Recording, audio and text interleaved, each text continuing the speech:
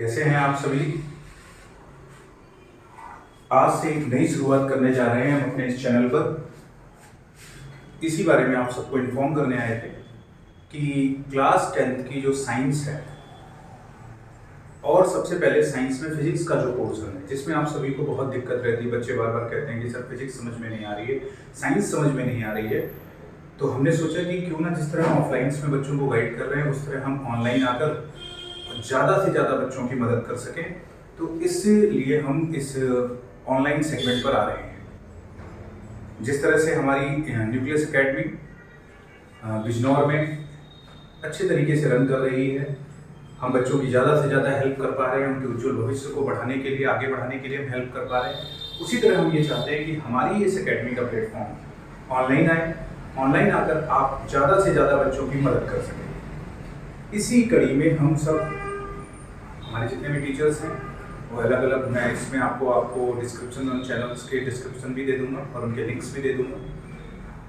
जैसे मैं साइंस पढ़ा रहा हूँ तो एक हमारे टीचर मैथ पढ़ा रहे हैं, ऐसे ही एक टीचर केमिस्ट्री में है।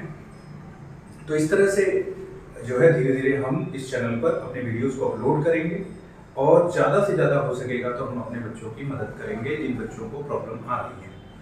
ठीक है, तो जिस तरह से हम देखते हैं बेटे कि मैं ऑफलाइन में देखता हूँ, ऑनलाइन में कुछ कमेंट्स देखता रहता हूँ, तो बच्चों को बहुत प्रॉब्लम है साइंस में कि एक्चुअली सर फिजिक्स हमें रटनी पड़ रही है, उसके पीछे फिनोमिना क्या है या क्यों लगा दें। अगर किसी भी प्रश्न के पीछे आप कभी बच्चे जो है एक चीज़ सोचिएगा कि आप कोई भी चीज़ पढ़ रहे हैं, उसके पीछे जब आप वाई लगा देते हैं, क्यों लगा देते हैं, तो क्या आपको उसका जवाब आता है? क्या आपको उसका जवाब आता है? क्या आप उस जवाब को देने के लिए कैपेबल हैं? सोचिएगा कभी। जैसे कोई भी एक क्वेश्चन उठाइए तो उस क्वेश्चन के पीछे वाई लगा दीजिए। देखिए, पढ़ने का तरीका यही होता है, क्यों और कैसे, वाई और व्हाट, वाई कैसे लगाएंगे हम। इस तरह से हम चीज़ों को देखते हैं कि भाई कैसे हुआ, हाउ एंड वाई। तो ये चीज़ हमें देखनी होगी, ये चीज़ हमें सीखनी होगी, और तब जाकर हमें साइंस की एक्चुअल मीनिंग समझ में आएगी कि एक्चुअली साइंस विज्ञान है क्या। बात समझ में आ रही है? सिर्फ रट लेने से, डेफिनेशंस को पढ़ लेने से अब वो दौर चला गया बेटे, क्योंकि जिस तरह से पेपर्स फॉर्म हो रहे हैं, और सिर्फ पेपर ही नहीं, हमें अपनी पर्सनल स्किल्स और पर्सनल नॉलेज के लिए भी तो चीज़ें चाहिए। क्या आज के इस दौर में सिर्फ नंबर पा लेना और फिर नंबर की मार्कशीट पे छप जाना, उसके बाद आपको एक महीने बाद कुछ ना आना, तो ये चीज़ें आप सोचो एक तरीके से कि क्या आपने जो चैप्टर्स पढ़े हैं, आप 10th पास या 9th पास करके आ रहे हैं, तो क्या आप उन चैप्टर्स के पीछे का लॉजिक जानते हैं? आप उन टॉपिक्स के पीछे का लॉजिक जानते हैं? नहीं जानते। सोचिएगा, खुद से प्रश्न करिएगा, आपको प्रश्न का जवाब मिलेगा। आप अपने से क्वेश्चन उठाइएगा कि क्या मुझे इन क्वेश्चंस का जवाब आ रहा है या नहीं आ रहा है। ये मैंने फील किया है, और इस चीज़ों को अब एक्सप्लोर करने के लिए हम ऑनलाइन उपस्थित हैं आप सभी के सामने। इस तरह से आज हम शुरुआत करते हैं बेटे। जिस तरह आपके क्लास 10th का करिकुलम भी आ चुका है, मैं इसी का वेट कर रहा था। क्लास 10 साइंस का करिकुलम 2026-27 का सीबीएसई पे अपलोड हो चुका है, और जो बच्चे हमारे यूपी बोर्ड है उनका भी लगभग सिलेबस सेम है। तो अगर वो चाहें इंग्लिश मीडियम के बच्चे, तो हम इसको फॉलो कर सकते हैं। अगर यूपी बोर्ड के बच्चों के, हिंदी मीडियम के बच्चों को डिमांड होगी, कमेंट सेक्शन में लिखेंगे तो हम जरूर आएंगे यूपी बोर्ड में, हिंदी मीडियम में भी। फिलहाल अभी हम देखते हैं, जिस तरह से क्लास 10th का साइंस का करिकुलम आ चुका है 26-27 का, 3 पोर्शंस में बटी है, एक तो फिजिक्स, एक केमिस्ट्री और एक बायो। आप सभी को पता है 25, 25 और 30 का रेशियो रहता है। अगर देखें तो पेपर में सेक्शन ए बन के ये आता है बायो, सेक्शन बी आपका केमिस्ट्री है, और सेक्शन सी आपका फिजिक्स है। पेपर 3 पोर्शंस में अलग अलग बढ़ गया है, क्योंकि अब क्या हो गया है कि पेपर में सीबीएसई एक्सपर्ट्स बैठाने लगी है। कॉपी चेकिंग के बाद कुछ एक्सपर्ट्स भी कॉपी को चेक करते हैं, तो एक तरीके से दोहरे मापदंड यानी डुअल तरीके से कॉपी को चेक किया जा रहा है। तो इन सेक्शंस में डिवाइड कर दिया। आप इन सेक्शन से अलग जाके क्वेश्चंस को टैकल भी यानी सॉल्व नहीं कर सकते, अगर करेंगे तो गलत माना जाएगा। अब सबसे पहले हम अपने में इस चैनल पे फिजिक्स के जितने भी चैप्टर्स हैं उनको कवर करेंगे, देन उसके बाद केमिस्ट्री और बायो को भी धीरे धीरे कवर करेंगे। क्लियर है बात? बायो को भी कवर करेंगे। तो अब देखिए, अगर मैं बात करूं कि फिजिक्स के पोर्शन में क्या है, फिजिक्स में क्या है भाई, कौन कौन से चैप्टर हमारे पास रहते हैं, तो सबसे पहले आपका है बेटे लाइट। रिफ्लेक्शन एंड रिफ्रैक्शन दोनों अलग अलग चीजें हैं, समझेंगे बाद में। सेकंड है human I and colourful word. Third chapter आपका है इलेक्ट्रिसिटी, जो आप अपने घरों के आसपास देखते हो, इसे थोड़ा समझेंगे कि भाई कैसे आपके घर में सप्लाई आ रही है, क्या मीटर का बिल है। Then magnetic effect of current, क्या करंट भी मैग्नेट की तरह काम करती है? Effect of current. वीडियो में कोई भी दिक्कत होगी तो आप कमेंट सेक्शन में लिखिएगा, उसको फिर सुधार कर दिया जाएगा। क्या होता है, कोई चीज जब शुरुआत होती है तो शुरुआत में हम जब एक्सेप्ट करने को तैयार होते हैं तो हम चीजें हमें सुधार कर ली जाती है। फिलहाल ये आपका साइंस का मैंने बोला कि ये आपका स्ट्रक्चर होता है पेपर का। सेक्शन है बायोलॉजी 30 नंबर्स का, 5 नंबर मतलब 25 ये भी होता है, बट 5 नंबर का एक एनवायरनमेंट का चैप्टर अलग से ऐड किया जाता है। फिर सेक्शन बी आपका केमिस्ट्री है, सेक्शन सी आपकी फिजिक्स है। फिजिक्स में जो हम शुरुआत करने जाएंगे वो इस चैप्टर से शुरुआत करेंगे सबसे पहले, कि भाई सबसे पहले हमें कौन सा चैप्टर देखना है। तो सबसे पहले हमें लाइट रिफ्लेक्शन एंड रिफ्रैक्शन देखना है, ठीक है। चलिए तो इस चैप्टर को थोड़ा सा पिक करते हैं और शुरुआत करते हैं। क्लियर है इतनी बात? तो इस चैप्टर को उठाते हैं बेटे एक बार।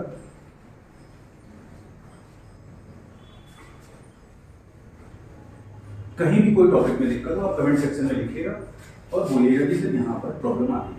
तो चैप्टर नंबर फर्स्ट फिजिक्स का चैप्टर फर्स्ट शुरुआत करते हैं। लाइट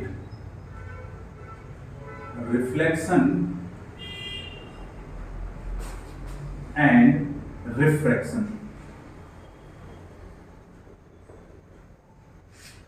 ठीक। ये फिजिक्स का फर्स्ट चैप्टर है, ठीक है, जो फिजिक्स में आपको सबसे पहले चैप्टर देखने को मिलेगा, लाइट रिफ्लेक्शन एंड रिफ्रैक्शन।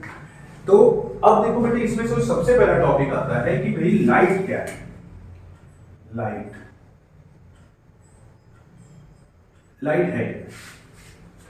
है। अब एक बात बताइए, आप मुझे इस वक्त देखने में कैपेबल हैं किसकी वजह से?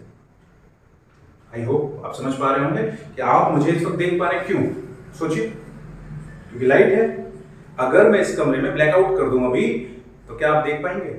या आप जिस कमरे में बैठे हैं अपने चारों तरफ देखिए और मैं सडन लाइट को बल्ब, जो आपके घरों में बल्ब ऑन है उसे मैं ऑफ कर दूं या लाइट इलेक्ट्रिसिटी कट हो जाए, तो क्या आप घर में देख पाते हैं? नहीं ना। इसका मतलब ये है कि लाइट की वजह से ही आप चीजों को देख पा रहे हैं। अब वो लाइट इलेक्ट्रिक बल्ब से आ रही है या फिर नेचुरल लाइट है जो हमें सन से प्रोवाइड होती है, यूनिवर्स में जो लाइट आ रही है ना हमारे। तो इस तरह से हम कह सकते हैं कि भाई लाइट क्या है? लाइट वो चीज है जिसकी वजह से हम देखने में कैपेबल है। अच्छा सर, ठीक है, तो लाइट है क्या? Light is a form of energy. Light है क्या? एक फॉर्म ऑफ एनर्जी है। एनर्जी का एक फॉर्म है, एक प्रारूप है, एक तरीका है। यानी हम कह सकते हैं light is a form of energy from which we are able to see anything in the world, जिसकी वजह से हम इस दुनिया में कुछ भी देखने में कैपेबल हैं। तो ये क्या है? लाइट है। तो लाइट क्या है? एक फॉर्म ऑफ एनर्जी है जिसकी वजह से हम इस दुनिया में कुछ भी देखने को, या जो भी चीज हम सराउंडिंग्स में देख रहे हैं उसमें हम कैपेबल हैं। तो सर एनर्जी क्या है? तो आप देखते हो डिफरेंट टाइप की एनर्जीज आपके आसपास हैं। आपको दूध अभी गर्म करना है तो आप थर्मल एनर्जी का यूज करते हैं ना? करते हैं। आपको बाइक चलानी है तो आप काइनेटिक एनर्जी यूज कर रहे हैं। आप पोटेंशियल एनर्जी, आप बैठे हुए हैं, you have a potential energy, आपके पास पोटेंशियल एनर्जी है। तो इसी तरह से भाई क्या है, आप देख रहे हो कि लाइट भी क्या है? लाइट आप एक फॉर्म ऑफ एनर्जी है जिसकी वजह से हम क्या हैं? कैपेबल हैं किसी भी चीज को देखने के लिए। तो लाइट क्या है? अगर हम कुछ पॉइंट्स में बात करें तो फॉर्म ऑफ एनर्जी है। क्या है? फॉर्म ऑफ एनर्जी है। और क्या होगा उससे? From which we are able to see anything in the world. Clear है बात? बोलिए भाई। बोलिए क्लियर है? मैं ये कहना चाह रहा हूं कि लाइट एक फॉर्म ऑफ एनर्जी है जिससे आप दुनिया में कुछ भी देखने के लिए कैपेबल हैं। सिंपल सी बात है। अब जब हम दुनिया में कुछ भी देखने के लिए कैपेबल हैं तो हम ये भी तो देखेंगे कि भाई वो लाइट आ कहां से रही है, उसका सोर्स क्या है। इसमें बल्ब सोर्स है, मेरे सामने लगी हुई एलईडी पैनल सोर्स है, आपके कमरे में लगा हुआ बल्ब सोर्स है, आप बाहर निकले सन सोर्स है। तो लाइट अगर एक एनर्जी है तो उस एनर्जी का कुछ सोर्स भी तो होगा। आपकी बाइक में लगा हुआ इंजन उस काइनेटिक मोशन के लिए जिम्मेदार है। आपके घर में जो चूल्हा जल रहा है वो थर्मल एनर्जी के लिए जिम्मेदार है। तो ऐसे ही लाइट के लिए भी तो कोई होगा रिस्पॉन्सिबल। तो लाइट के लिए जो रिस्पॉन्सिबल है वो सोर्सेज हैं क्या, ये हम थोड़ा सा देख लें। अब क्या इन सोर्सेज में कुछ डिवाइडेशन है?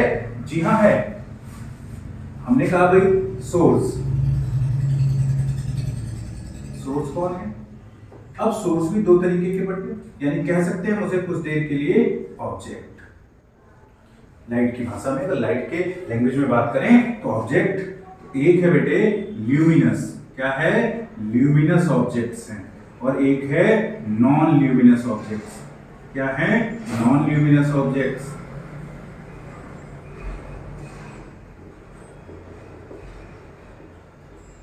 अब ये क्या है सर? ल्यूमिनस बैटरी वाला तो नहीं हो गया जो लुमिनस ऐड होता नहीं है। देखो ध्यान से सुनो, ल्यूमिनस क्या है? ल्यूमिनस ऑब्जेक्ट्स वे ऑब्जेक्ट्स हैं जो सेल्फ प्रोड्यूसिंग लाइट हैं, यानी सेल्फ प्रोड्यूस करते हैं लाइट को। जो क्या करते हैं?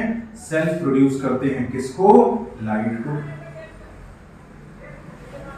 सेल्फ प्रोड्यूस करते हैं लाइट को। अच्छा, तो नॉन ल्यूमिनस कौन है सर? नॉन ल्यूमिनस वे ऑब्जेक्ट्स हैं जो सेल्फ प्रोड्यूस नहीं करते हैं। जो सेल्फ प्रोड्यूस नहीं करते हैं यानी वो बोरो करते हैं लाइट को किसी से, वो किसी से लाइट को बोरो करते हैं, यानी वो सेल्फ प्रोड्यूसिंग नहीं है, वो लाइट को बोरो करते हैं। बहुत अच्छा एग्जांपल है इसका। एग्जांपल अगर हम बात करें तो एग्जांपल है बेटे इसका सन, और इसका एग्जांपल है आपका मून। आपका मून। सन क्या है? सन हमें खुद वो लाइट प्रोड्यूस करके हम देता है। तो सन अपनी लाइट सेल्फ प्रोड्यूस करता है तो ल्यूमिनस हो गया। अब सन से मान लो आप खड़े हो और आप पर लाइट इंसिडेंट हो रही है और वो लाइट रिफ्लेक्ट बैक होके एक मिरर में जा रही है। तो मिरर में जा रही है वो लाइट। तो देखो अब मिरर के लिए आप क्या हो गए, क्योंकि आप देखो आप भी ऑब्जेक्ट हो, अभी मैं बताऊंगा आपको, आप भी ऑब्जेक्ट हो, बट क्या आप लाइट खुद प्रोड्यूस कर रहे हो? नहीं कर रहे हो। तो आप किसमें आ गए? नॉन ल्यूमिनस में। किसमें आ गए? नॉन ल्यूमिनस में। नॉन ल्यूमिनस में आगे बात क्लियर है कि भाई सन क्या है? ल्यूमिनस है, सेल्फ प्रोड्यूसिंग है, और हम पे लाइट पड़ रही है और उसके बाद हम पे मिरर पे हम देख पा रहे हैं। तो मिरर के लिए आप भी ऑब्जेक्ट हैं, आप ऑब्जेक्ट हो गए। तो यानी बेटे समझो बात को कि वे सभी ऑब्जेक्ट्स जो सेल्फ प्रोड्यूस करते हो लाइट को ल्यूमिनस हैं, और जो सेल्फ प्रोड्यूस नहीं करते दूसरों से लाइट उधार लेते हैं वो नॉन ल्यूमिनस हैं। बल्ब एक ल्यूमिनस है बट हम नॉन ल्यूमिनस है। चेयर आपके सामने है वो नॉन ल्यूमिनस है। आपके सामने फैन है, फैन पे लाइट जा रही है, उसके बाद रिफ्लेक्शन होकर आप तक आंखों तक आ रही है, तो आप देख पा रहे हैं फैन को, चेयर को, बेड को, किसी भी चीज को, एनीथिंग जो आपके पास है, क्योंकि लाइट क्या है? फॉर्म ऑफ एनर्जी, जिसकी वजह से आप देख पा रहे हैं। लेकिन देख पा रहे हैं तो सोर्स लाइट का सोर्स होगा। तो जब वो लाइट का सोर्स होगा उस सोर्स से लाइट आएगी, और जब लाइट आएगी तो उस पर इंसिडेंट होगी।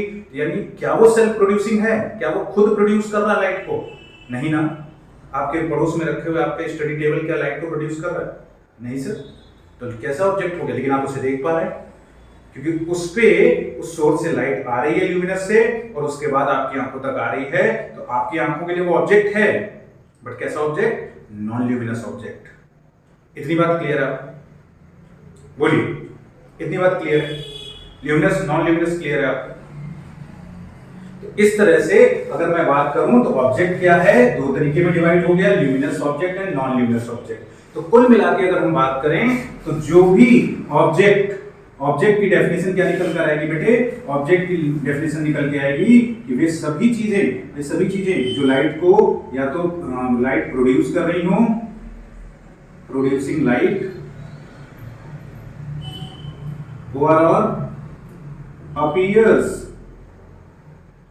to be produce light, appears to be produce light. या तो लाइट को प्रोड्यूस कर रही हो तो वो क्या हो गई, ल्यूमिनस कैटेगरी में चली गई, और या अपीयर्स टू बी हो तो नॉन ल्यूमिनस कैटेगरी में चली गई। तो ऑब्जेक्ट की डेफिनेशन क्या आ गई, नॉन ल्यूमिनस कैटेगरी में। तो ऑब्जेक्ट क्या हो गया, या तो वो लाइट प्रोड्यूस कर रहा हो वो चीज, या फिर प्रोड्यूस करता हुआ फील हो रहा हो तो उसे हम क्या कहेंगे, ऑब्जेक्ट कहेंगे। इतनी बात क्लियर है? बोलिए, इतनी बात आपको क्लियर है ल्यूमिनस नॉन ल्यूमिनस का? ठीक है, ओके। आज का जो सेगमेंट है हम इतना ही रखते हैं। कल इस चैप्टर को और कंटिन्यू करेंगे, प्लेन मिरर की बात करेंगे, प्लेन मिरर की कुछ कैरेक्टरिस्टिक्स, लाइट की कुछ कैरेक्टरिस्टिक्स की बात करेंगे। इस तरह से हम चैप्टर को कंटिन्यू रखेंगे बेटे। आज पहला दिन था, थोड़ा सा आपको चीजें भी समझानी थी, थोड़ा हमारा टाइम इसमें गया, लेकिन फिलहाल कल से हम जो है चैप्टर को कंटिन्यूएशन में इसी मोशन में रखेंगे। आपको आप लोगों से बस इतना कहूंगा, मेहनत करिए, साथ जुड़े रहिए। कहीं पर कोई प्रॉब्लम हो, क्योंकि इस चैनल पे आपको बकायदा न्यूमेरिकल्स की भी वीडियो मिलने वाली है। इस चैप्टर बिल्कुल एक एक चीज की न्यूमेरिकल्स की वीडियो आपको मिलेगी। इवन प्लेन मिरर से जितने टाइप के क्वेश्चन बोर्ड में आ सकते हैं न्यूमेरिकल पोर्शंस में, वो सब आपको कराए जाएंगे। तो जुड़े रहिए, स्टे ट्यून रहिए, चैनल को सब्सक्राइब करिए और शेयर करिए, और वीडियो अच्छी लगे तो कमेंट सेक्शन में हौसला अफजाई जरूर करिए। क्योंकि देखिए, आपका एक लाइक, एक कमेंट क्या होता है हम शिक्षकों के लिए, और कुछ नहीं होता है। हम टीचर्स के लिए बस बेटे एक ही चीज होती है कि हमारे लिए अगर एक अच्छा वचन कोई बच्चा बोल देता है या वो सफल भी हो जाता है तो हमारे लिए वही हमारा इनाम है। आजकल जिस तरह शिक्षा का व्यवसायीकरण हो गया है, जिस तरह से टीचर्स टीचर ना होके एक तरह से व्यापारियों की तरह वर्क करने लगे हैं, उस दौर में अगर आज भी एक शिक्षक चाहे तो अपने साथ एक सैलाब ला सकता है। कहते हैं ना भाई, चाणक्य की वो बहुत फेमस लाइन है, आप लोगों को पता होगा कि भाई शिक्षक क्या कर सकता है, शिक्षक एक नया प्रलय, एक नई सुनामी ला सकता है, इस समाज को बदलने की एक नई धारा का जन्म करा सकता है। तो हमेशा एक बात याद रखिएगा, कभी भी गलत हो उसके खिलाफ आवाज उठाइए। अगर आप उस हालात में नहीं आवाज उठाने के, कोई बात नहीं, जो भी उठा रहा है उसकी मदद करिए, अच्छे से रहिए, अच्छे से पढ़िए, हमेशा पॉजिटिव सोचिए, और माता पिता का हमेशा इज्जत करिए। अपने आसपास के जो गुरु हैं, जो शिक्षक हैं, जो शिक्षक कहलाने लायक हैं, उनकी जरूर से जरूर इज्जत करिए, उन्हें प्रणाम करिए। बहुत बहुत धन्यवाद। कल फिर मिलते हैं इसी चैनल पर आगे के टॉपिक के साथ। Thank you.